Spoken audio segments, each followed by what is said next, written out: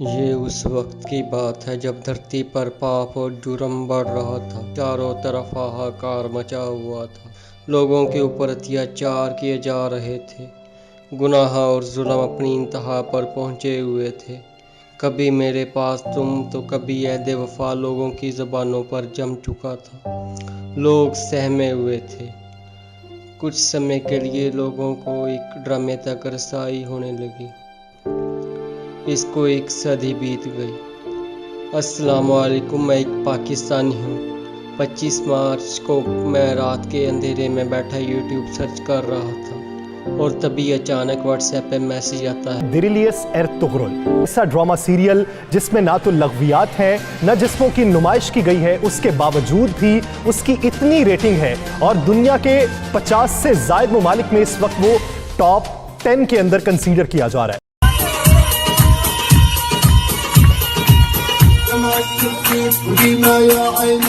ऐसे हंसती थी वो, ऐसे चलती थी।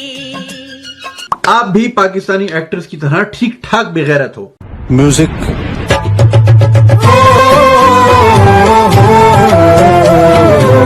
जैसा कि आपको पता है कि पाकिस्तान में एक ड्रामा चल रहा है जिसका नाम है अर्तुगरुल गाजी, जिसने पाकिस्तान के तमाम रिकॉर्ड तोड़ते हुए सिर्फ 3 वीक्स में 25 मिलियन से ज्यादा व्यूज कर लिए, जिसको 2 फीट से लेकर 9 फीट तक का हर बंदा देख रहा है और कुछ लोग तो याद करने के लिए सबटाइटल के साथ साथ देख रहे हैं। तोबा थारा मूड खराब और साथ साथ प्रैक्टिस भी कर रहे हैं जैसे नेक्स्ट ड्रामे की कास्ट इन्हीं से ली जाएगी। फेसबुक वाले आईडीज बनाने को लगे हुए हैं, कोई दिल्ली से तो कोई बनारस से, कोई कराची से तो कोई कश्मीर से। ये तो होगा। और इसी तरह टिकटॉक वाले तौबा तौबा और अर्तुगरुल के म्यूजिक के साथ जुल्म कर रहे हैं।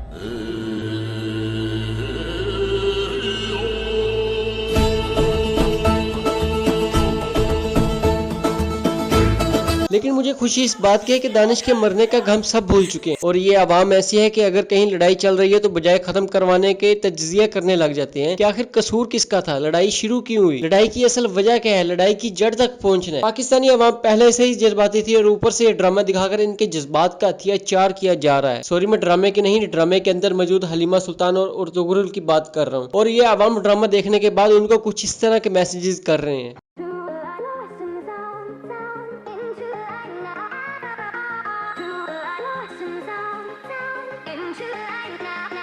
कौन है ये लोग?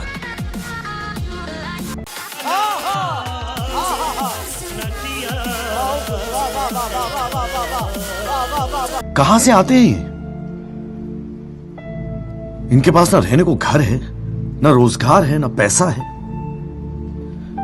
फिर क्यों चले आते हैं हमारे खूबसूरत शहरों को की खूबसूरती पे बट्टा लगा। इस खतून को दिन रात नींद इसलिए नहीं आती कि अर्तुगरुल गाजी की कास्ट को मैं अपने शो में नहीं बुला सकती। अब बात करते हैं पाकिस्तान के पैट्रियोटिक एक्टर के बारे में जो कहते हैं कि हमसे ऐसा काम क्यों नहीं लिया गया। भाई साहब, कभी कोशिश तो करते। मैं किसी भी एक्टर या एक्ट्रेस के खिलाफ नहीं हूँ, बस मैं उनके सवालों का जवाब दूंगा। भाई साहब कहते हैं कि पाकिस्तान में कंटेंट भरा पड़ा है, गैर मुल्की ड्रामा और फिल्मों को यहाँ क्यों दिखाते हो। पहले आप शानसार का तारीखी और इस्लामी कंटेंट देख लें।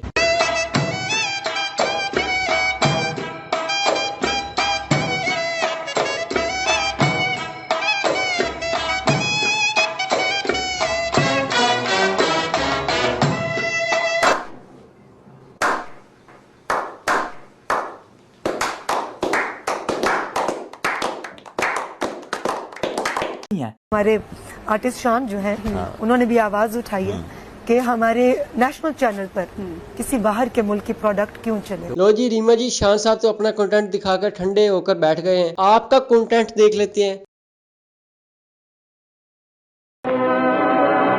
तू प्यार करेगा? नहीं। तेनू प्यार करना पेगा? नहीं। नहीं नहीं।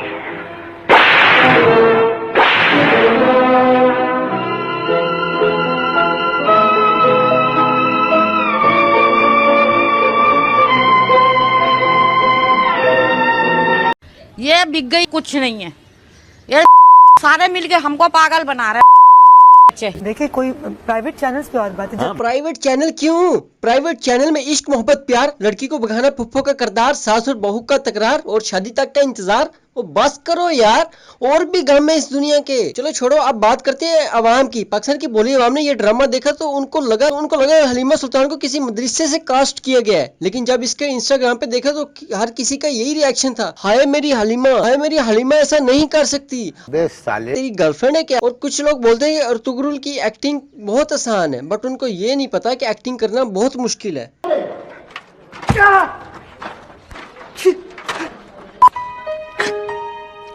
María Luisa, no te mueras, por favor. इस पूरी कहानी का मकसद क्या था? एक इंटरेस्टिंग भी और एक इस्लाम का कल्चर दिखाया गया है। यहाँ से पहले वो हॉलीवुड से शुरू होता है, फिर बॉलीवुड जाता है, फिर बॉलीवुड से यहाँ आ जाता है। एक थर्ड हैंड कल्चर प्रमोट हो रहा है। मैं इसलिए चाहता हूँ कि कोई पता तो चले हमारे बच्चों को, नौजवानों को, कि फ़र्क क्या हमारे में, कि हमारा भी एक कल्चर है, तो उसमें भी रोमांस है, उसमें भी तारीख का हिस्सा है, लेकिन उसके अंदर अपनी इस्लाम के वैल्यूज़ दिखाए गए हैं। सिर्फ रॉकी को छोड़कर। चैनल को सब्सक्राइब कर देना।